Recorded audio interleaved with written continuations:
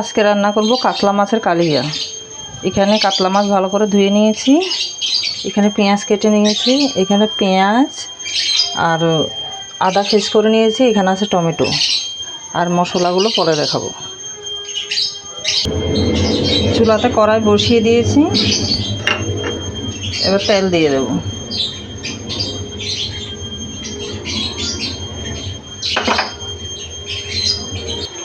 মাছে নুন হলুদ দিয়ে মাছগুলো ভালো করে মেখে নেব। ভালো করে মাখা হয়ে গেছে, তেল গরম হয়ে গেছে, মাছগুলো ভেজে নেব।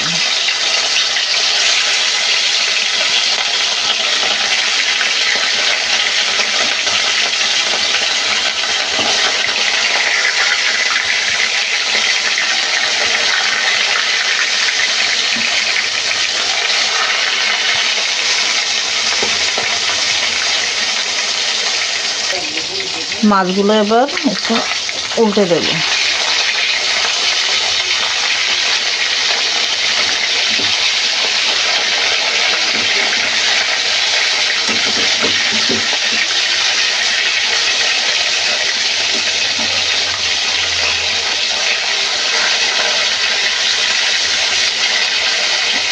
এপিট ওপিট একটু লাল লাল করে ভেজে নেব। মাছগুলো ভালো করে ভাজা হয়ে গেছে, এবার তুলে নেব। বেশি ভাজতে হবে না, একটু হালকা লাল লাল করে নিলে হয়ে যাবে।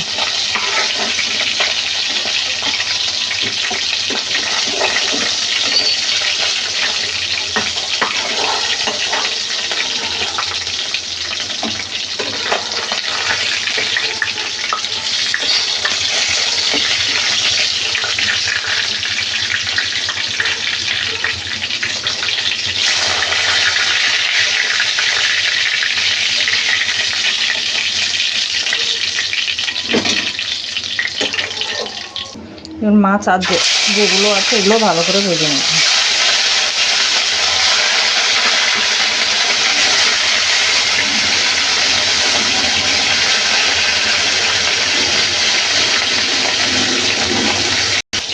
আবার মাছ সবগুলো ভালো করে ভাজা হয়ে গেছে, এবার তুলে নেব।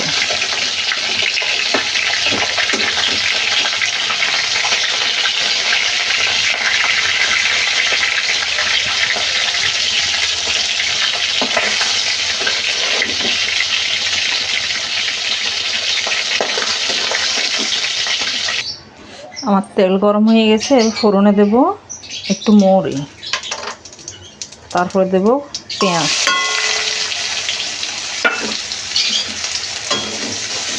এগুলো একটু হালকা লাল লাল করে ভেজে নেব।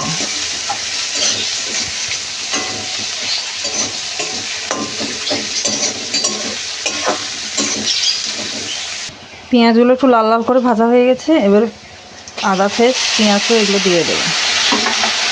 পেস্ট করা পেঁয়াজ আর আদা দিয়ে ভালো করে কষিয়ে নেব।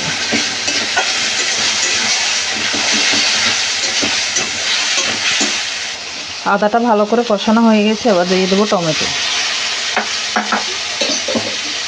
টমেটোটা ভালো করে সিদ্ধ হয়ে যাওয়ার জন্য দেবো যে নুন, এখানে 2 চামচ নুন দিয়ে দেবো।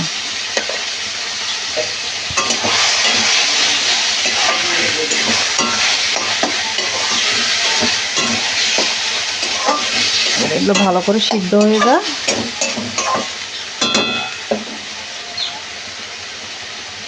টমেটোটা ভালো করে সিদ্ধ হয়ে যাওয়ার জন্য একটু ঢাকা দিয়ে দেবো, আর চুলার আঁচটা একদম ছোট করে দেবো। টমেটোটা সিদ্ধ হতে হতে আমি একটা মশলা পেস্ট বানিয়ে নেব। এখানে হলুদ গুঁড়ো, একটু লঙ্কার গুঁড়ো আর জিরে ধনিয়ার গুঁড়ো দিয়ে একটা পেস্ট করে নেব।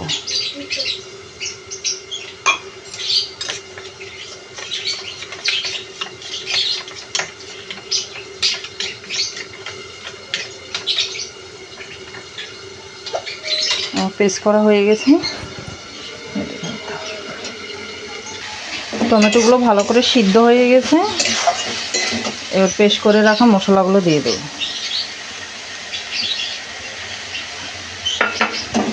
এগুলো দিয়ে ভালো করে কষিয়ে নেব।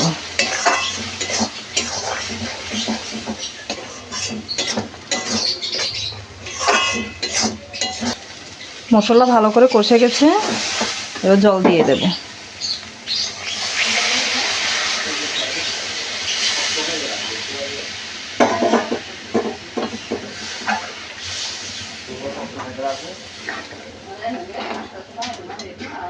ভালো করে এবার লাড়া দিয়ে ঢাকা দিয়ে দেব।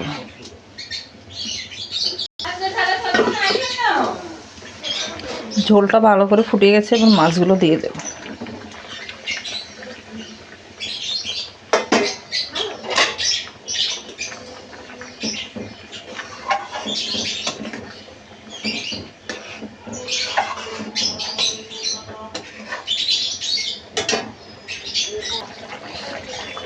আমাদের কাতলা মাছের কালিয়া হয়ে গেছে, এবার নামিয়ে নেব।